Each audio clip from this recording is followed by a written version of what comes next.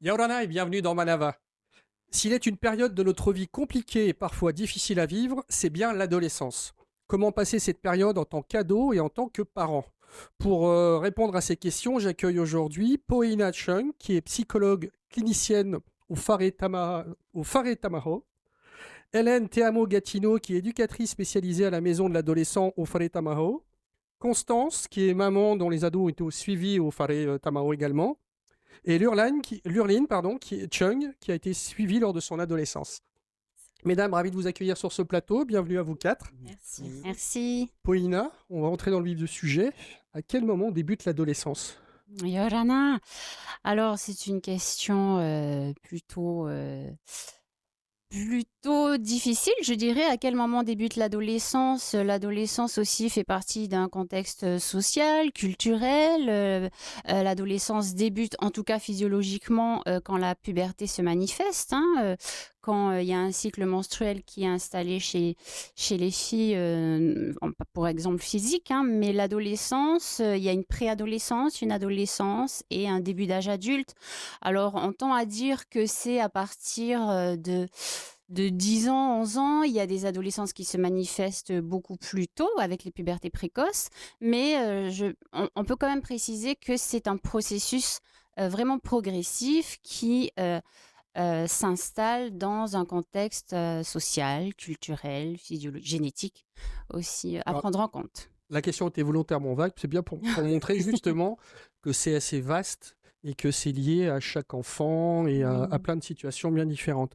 Hélène, tu peux nous parler du Fale Tamaho, à qui il est destiné, son fonctionnement et où le trouver? Tout à fait. Donc le Fare Tamaro est un établissement public administratif, donc ça veut dire qu'il est ouvert à tout le monde. Il n'y a aucun critère pour demander de l'aide ou aller sur site.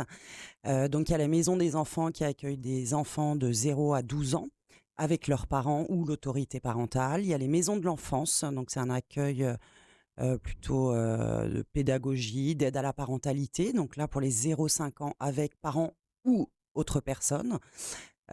Et puis il y a la maison des ados, donc là pour les accueils pour les 12-25 ans et ou avec des parents. On va Voilà, détailler tout ça ensuite. ouais. Où se trouve-t-il? On est situé à Faréouté, juste avant le pont de Motuta, un énorme bâtiment blanc et bleu, on peut pas le louper. Est-ce que tu peux nous parler plus précisément, puisque c'est la thématique du jour, de la maison de l'adolescent qui se situe donc au sein du Fare Tamaho? Ouais, et donc la maison de l'adolescent, donc on accueille, donc des jeunes de 12 à 25 ans. Il y a toute une partie médicale avec, médecin généraliste, un médecin nutritionniste, une kiné, et des infirmiers. Et puis une partie plus psychosociale, donc avec des éducateurs, des psychologues.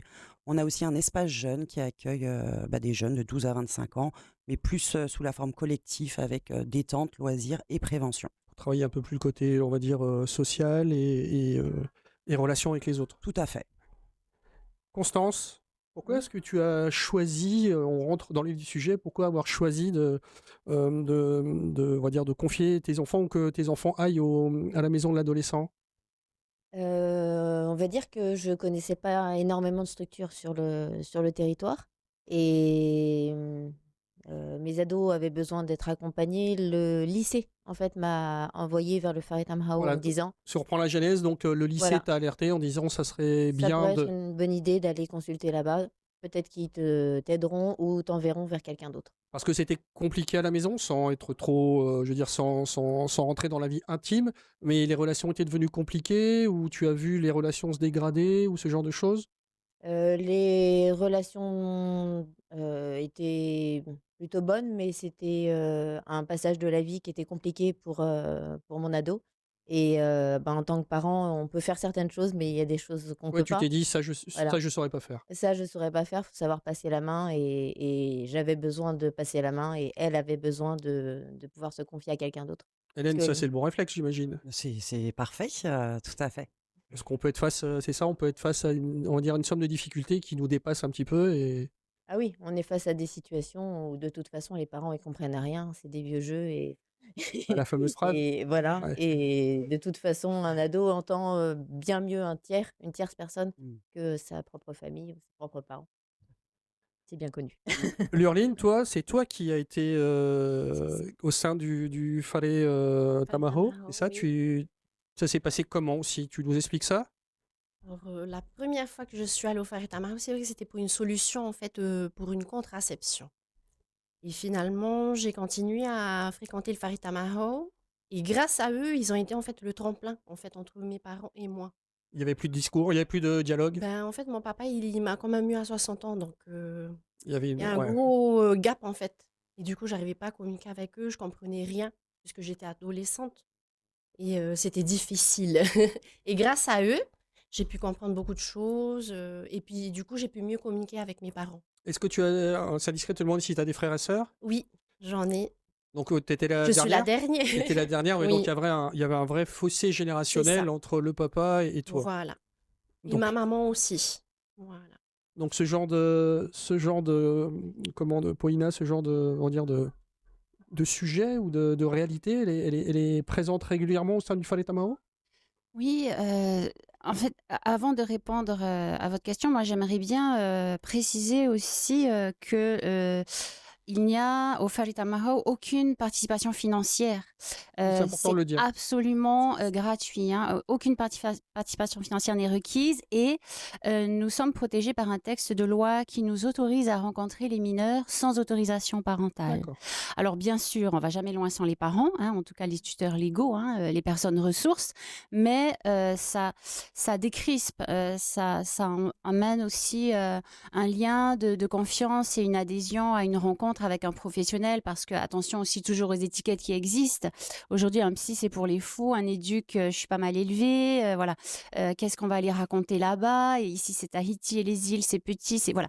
Donc il y a aucune participation financière et on peut rencontrer les mineurs sans autorisation parentale. Après, nous, on a à vocation, voilà, d'être une passerelle communicative, effectivement, quand ça devient trop compliqué, trop conflictuel, trop souffrant, quand il y a de la souffrance, du mal-être, mais aussi pour une simple transition. Parfois, avec l'adolescence, c'est aussi une période où on se pose des questions, où c'est tumultueux, où on a besoin de passer par cette crise-là. Alors, pour certains, c'est un long fleuve tranquille, si je peux reprendre cette expression, mais pour d'autres, ça nécessite euh, davantage de temps, davantage de restauration de liens de confiance. Et puis, ce qui est intéressant au Falit Amahau, c'est qu'on est vraiment une équipe pluridisciplinaire, comme le disait ma collègue Hélène, avec des suivis contraceptifs, avec un suivi social, éducatif, préventif, pédagogique, scolaire même.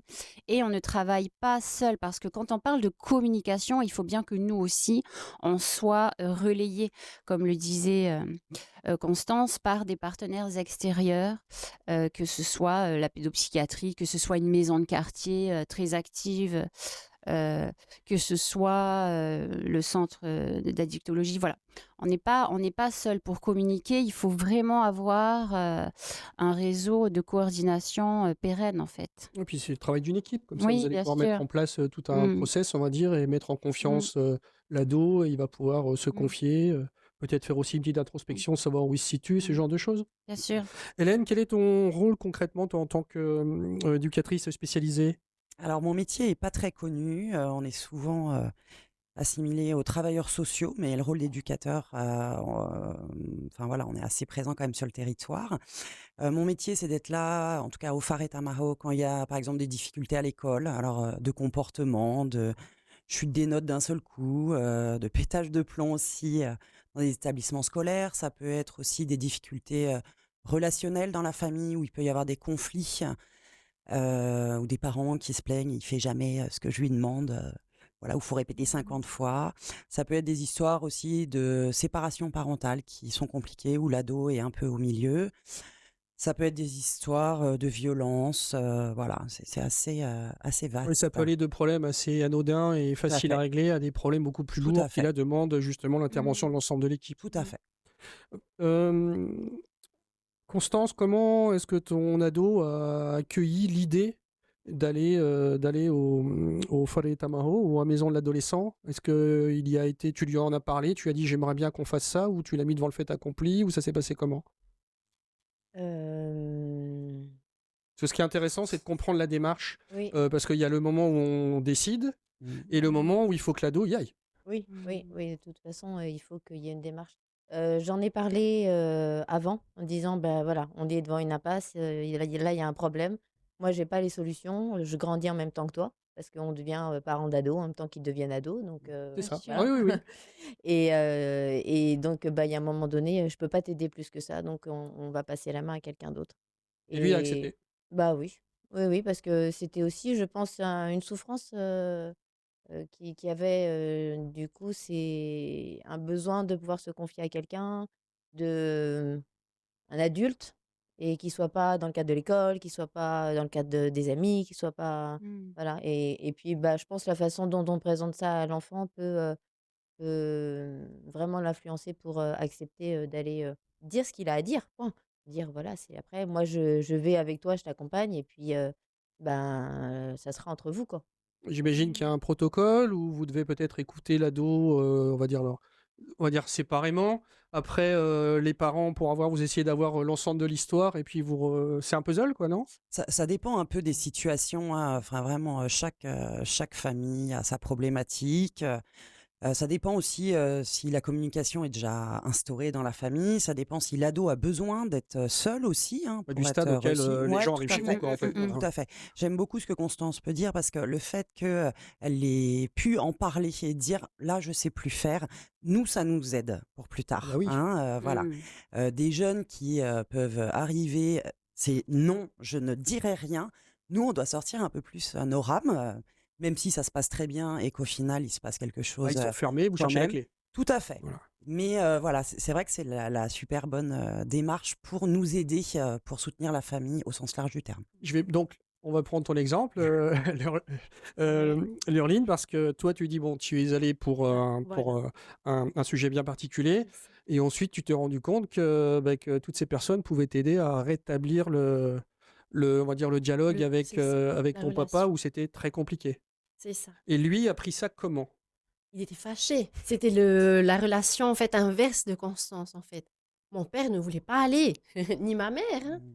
Est-ce qu'on Mais est face aussi à ce dont tu parlais tout à l'heure, c'est cette pudeur qui est en Polynésie, oui, où on a toujours peur de parler un petit peu des choses, que les gens en parlent et en oui, reparlent, et ça oui. peut être un frein. Oui, il y a ça, mais surtout parce que en fait mon papa est asiatique. C'est quelqu'un de très fermé. Enfin, c'était quelqu'un de très fermé. Donc, il voulait vraiment pas y aller. Mais dès qu'il était venu, en fait, j'avais vu un pédopsychiatre à l'époque, qui était là pour venir engranger cette communication. À lui, il est venu à une séance, il m'a dit, ah, mais plus jamais. Il me disait, non, plus jamais j'irai là-bas. Mais après la séance, à la maison, mais c'était génial, hein. On parlait pas, mais tout était fluidifié. Ça, c'était vraiment. Ils ont ouvert toutes les portes, franchement. Ouais, donc il l'a pas Franchement, montré, mais il c'est l'a ça. démontré, on va dire. Il l'a Voilà. prouvé. Voilà. Et ta maman, elle a réagi comment? Elle a fait, on va dire, elle faisait aussi la passerelle entre vous deux? Non? Après que ma maman, c'est un peu compliqué parce qu'elle est malade, mais c'est vrai que c'était mieux. C'était beaucoup mieux. Il y avait un peu de communication quand même, mais voilà. Non, Et comment franchement, passe justement le rétablissement des liens, on va dire? Est-ce qu'il y a des ateliers, des oui, conversations? Expliquez-nous ça, comment ça fonctionne en interne? Alors, en effet, c'est quand même majoritairement sous forme de rendez-vous individuel, familial.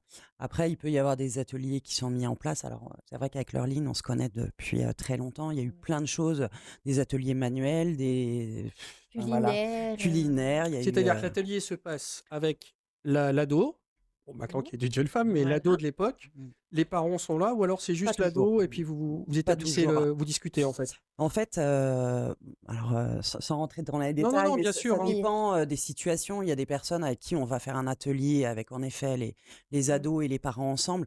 Mais il y a un moment où aussi on peut voir la limite de certains parents Mm. et du coup, on sait qu'on doit construire la personne, et qu'elle puisse se détacher et prendre confiance en elle. Donc, dans plein de situations, c'est souvent quand même là-dessus, qu'on travaille, voilà, c'est que la Mm. personne, elle doit se rendre compte des limites, de sa famille et on va bosser sur elle, ses compétences, Voilà, ce qui la prend du temps. valorisation de soi, Ouais, ce qui voilà. peut prendre du Tout du temps, et temps, voilà, tout ouais. à fait.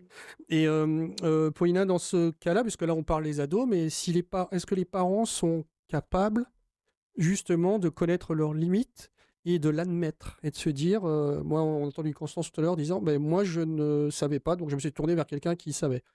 Tu l'as dit, c'est top. Mais quand tu es face à des parents qui ne l'admettent pas, comment est-ce qu'on fait? En tout cas, ce sont des parents qui viennent quand même. Mmh. Ce sont des parents Vous qui avez viennent raison, quand du même. positif, du positif. ouais. Très bien. Le temps, c'est la question de la particularité de chaque situation. Quand on parle de situation, ben, ce sont aussi les blessures, Oui. l'histoire de la famille, les blessures individuelles, familiales, les expériences, qu'elles soient négatives ou positives. Mais il y a toujours, c'est toujours être dans la création. Parfois, on va utiliser tel ou tel support médiatique, que ce soit voilà, sur de l'art-thérapie, que ce soit sur un outil clinique, voilà, photolangage ou un entretien individuel un peu plus régulier dans le temps. Mais ce sont des parents qui viennent quand même, qui se posent des questions. On n'est pas là pour donner une vérité et des solutions absolument, mais en tout cas pour ouvrir des espaces de réflexion. Ce sont des parents aussi parfois qui n'ont pas forcément eu l'opportunité de parler eux-mêmes avant. Ce sont des paroles de parents qui reviennent un peu en enfance. Donc du coup, voilà, c'est toute cette articulation-là qu'il faut, enfin qu'on essaye en tout cas de travailler dans le temps. Mais au départ, voilà, on n'est pas dans quelque chose d'un, d'un suivi à tout prix où il faut actionner des choses, mettre en place des leviers, Ouais, vous trouver n'êtes une pas en vérité. frontal. C'est L'idée, une c'est d'être, voilà, rencontre. de faire Ouais, ouais. comprendre. Ouais. Après, parce que c'est la réalité aussi du terrain, quand on a des adolescents ou des mineurs qu'on estime être en situation de danger, Là, vous prenez des décisions. avéré pour eux-mêmes et pour autrui, ou en situation de santé mentale inquiétante, là, voilà, il y a d'autres choses qui se mettent en place. Donc, d'où l'intérêt, comme vous l'expliquiez tout à l'heure, c'est que c'est ouvert à tous Oui. et qu'un jeune homme, une jeune femme qui se sentirait mal dans tous les sens du terme peut venir vous voir. Oui. Des parents dépassés peuvent venir vous Tout à voir fait. et ensuite vous allez faire une sorte d'état des lieux, de comprendre les situations et d'agir en conséquence. Tout à fait. Et est-ce que justement vous réussissez aussi par votre savoir, vos connaissances, votre expérience à déculpabiliser les parents en leur disant, vous savez, il y a plein de parents qui, face à l'adolescence, bug. On n'a pas spécialement les clés et ils le comprennent, ça? Vous réussissez ça aussi? Alors, ouais, moi, j'ai plein de situations là avec Donc, ta j'imagine, oui. phrase qui me viennent en tête où, sur certaines situations, par exemple, on a eu un suivi plutôt court avec l'ado et l'ado, d'un seul coup, fermeture complet, ne souhaitant plus du tout venir. Et du coup, on a pu maintenir des suivis de parents. Et en effet, il y a des fois où je leur ai dit, mais là, c'est pas vous, hein. Enfin, voilà, c'est ce qui vit, c'est les rencontres, c'est ce qui le fait vibrer aujourd'hui. Ça va se calmer à un moment ou à un autre, hein. Maintenant, le quand, on le sait pas. Mais voilà aussi, dire aux parents: «Vous avez fait tout ce qu'il fallait. Là, faut tenir bon, faut tenir le cadre. Vous faites pas, non plus dépasser» et voilà, il y a des parents qui ont besoin d'entendre ça, en disant: «Mais qu'est-ce qu'on a fait pour que, ça en arrive là?» Oui, tout va bien et tout d'un coup, l'adolescence arrive Tout et à puis fait. on a l'impression que tout est chamboulé, Tout à fait. que tout est nul, Ouais, ouais. enfin voilà, j'ai Ouais, les ouais, grandes ouais. phrases qu'on entend ou qu'on Mmh. peut voir dans les films Ouais. ou en réalité. Oui. Et, mais c'est une Mmh. réalité. Ouais, ouais, c'est une réalité donc voilà. Et Constance, toi, est-ce que ton ado, tu as vu, donc tu l'as vu rentrer dans cette période compliquée et quand tu l'en as vu sortir, Il s'est passé pas mal d'années de toute façon, ouais, parce qu'après, voilà, l'ado en question était pas tout seul, il y avait d'autres ados, donc ça se suit, se succède, mais et chaque ado est différent et a un vécu différent, ça commence à des âges différents et c'est vrai que, bah, quand ils s'en sortent alors moi, ce que j'ai énormément apprécié avec le Faret Amaro, c'est qu'il savait passer la main. Si jamais il y avait des moments où il y avait besoin de faire, intervenir, quelqu'un d'autre, comme déjà il y a plusieurs personnes, dans le Faré, pouvoir mais passer la main. au sein de Au l'équipe, sein de par l'équipe, exemple, mais même, voilà. bah, le médecin, l'éducatrice, psychologue et faire vraiment un travail d'équipe et puis bon voilà, il y a eu besoin de passer aussi la main à une autre structure à côté donc ça s'est passé, et puis l'accompagnement, bah, de nous parents, c'était aussi très important en fait. De pouvoir bien en être à pouvoir bien accompagner notre enfant en période compliquée, bah, de pouvoir, nous-mêmes être écoutés, entendus, bah, c'était vital. Mmh. Et j'imagine que ça doit faire drôle que de voir son fils ou sa fille complètement transformé, je veux dire, du jour au lendemain. Donc la prise de conscience, elle doit être compliquée. Vous devez travailler là-dessus aussi, Paulina, j'imagine. Est-ce qu'il y a une partie, on va dire, thérapeutique pour les parents aussi, pour les remettre, t'en parlais, mais pour les remettre, on va dire, en route et leur dire, bah, c'est qu'une période, quoi.